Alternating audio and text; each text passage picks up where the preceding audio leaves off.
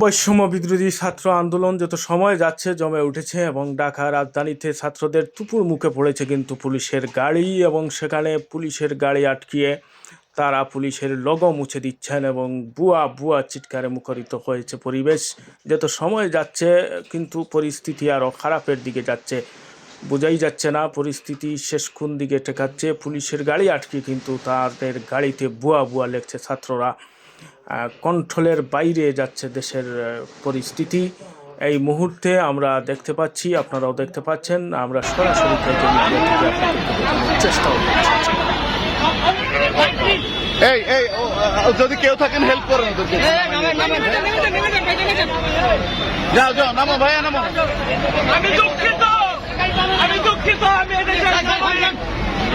ভাইয়া এই কইছে তো